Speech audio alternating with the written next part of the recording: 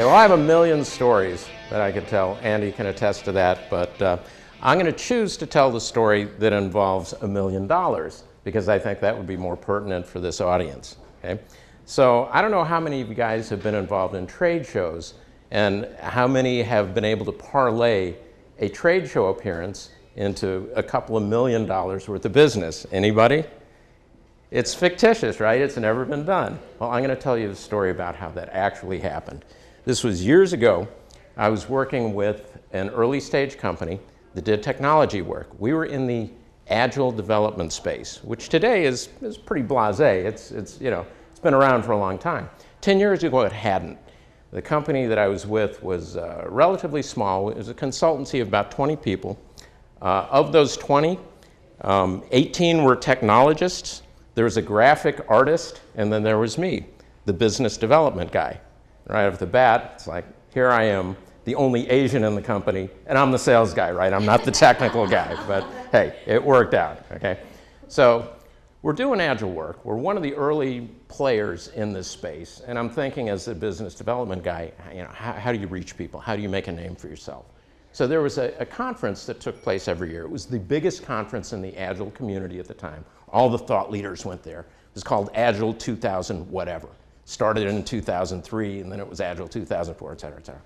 So I'm looking at this, and I'm like, well, how do you make a presence there? How do you get speaking engagements? Well, there are two options. You could either pay a gazillion dollars and be a big, named speaker, or you could write white papers, have them accept them, and decide, they were interested in your story. So I talked to the 5 top technologists in our company. I said, you guys need to start writing white papers now, okay? And nobody had time. You weren't getting paid for that, but I convinced them that that was an important thing to do for our presence. I, on the other hand, was going to write a white paper about the business side of agile development because this is a conference where, for the most part, technologists were talking to technology people about technology. I wanted to be different. I wanted to come in with something that was, that was novel. So I'm talking about the business side of this. I submit a white paper. It gets accepted.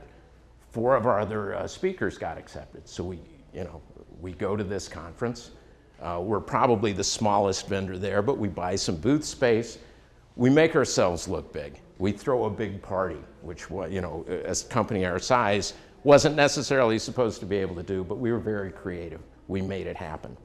So I give my presentation, and I'm talking to these technologists. The white paper I wrote was called Agile Selling in the Early Stage Space. And the first question that I asked this group of technologists, you're an early stage company. What's the most important thing you can have?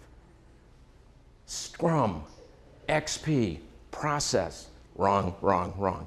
Customers, okay? Oh yeah, customers, right? So I'm trying to explain things in a very simple way that it just kind of makes sense, right? So I give the presentation, goes over pretty well. This gentleman comes up to me afterwards. He said, I'm Joe Smith. I'm working for a subsidiary of a McGraw-Hill company, real small.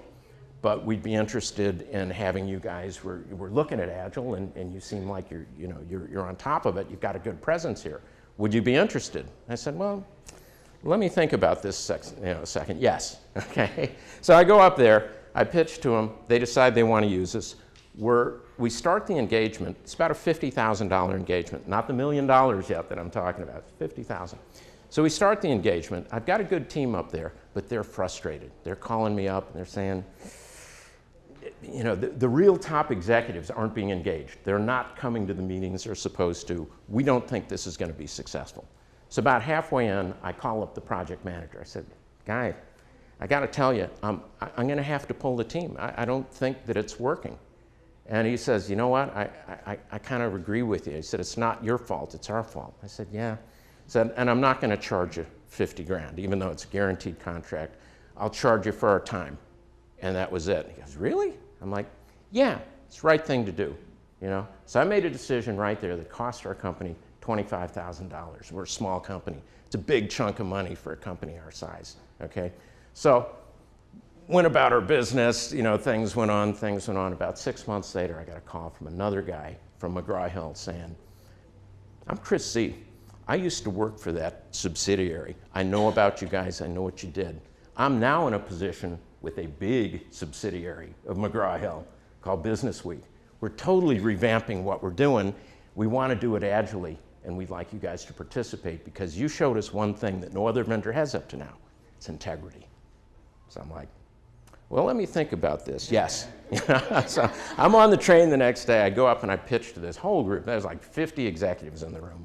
And I'm talking about Agile and how it can work for them and blah, blah, blah. And they all get engaged and they like it. So this is going well. And I'm thinking, I want this thing to succeed. There was a subcontractor that we worked a lot with. He was a British guy. It wasn't Andy, okay? But he was a British guy, which turns out to be a great thing if you're in the technology space, right? So we get this guy. He's a very creative guy. He goes up there and you know, you walk in this McGraw-Hill facility and it's this sea of gray, you know, drab cubicles with people sitting there with gray, drab, you know, demeanors and nobody's happy. Well, this guy comes in, it's almost like a scene out of Office Space, right? He comes in with a hex wrench and he goes, no, this is not gonna work. We need a pod, we need a, you know, and he starts taking the cubicles apart and he builds this, you know, this one big pod where 10 people can sit and they can collaborate and they can do cool stuff together. And all of a sudden, this is the division in the company that has life. You know, they're excited. Everybody else that's a development there is, or a developer walks by and they want to be in this thing. They're, why can't our division take the rolls down? You know, so it's working great. So they, you know, we started out with a small engagement. It turns into a bigger engagement. It turns into an even bigger one. By the time all was said and done, we had like about 3 years of work with these guys. For a company our size, it was phenomenal. It was game changing. So if I look at the, you know, some of the key decision points, right? One is when you're ever faced with a situation like I was in, you know, in small business, you're a service company, integrity trumps everything else, right? Make the right decision based on integrity, which I did with the client. Wasn't about, I cost my company $25,000, but I wound up winning them like whatever, you know, $975,000 in the process. So making that decision was key at the time. I didn't do it because I thought I was going to have this huge payoff. I did it because it was the right thing to do, but it turns out there was a payoff. Secondly, if you get a chance to bring in a good project manager and you're in the IT space, you know, it's always good to get a guy with an accent, okay? Get a guy maybe with an earring, you know? Get a guy with even a ponytail, right? Because those things in the technology space buy you a lot of credibility, okay? So yeah, that's my joking end, but yeah, at the end of the day, the decisions that we made along the way really paid off, and you know, I thought that was game changing for that company. So thank you.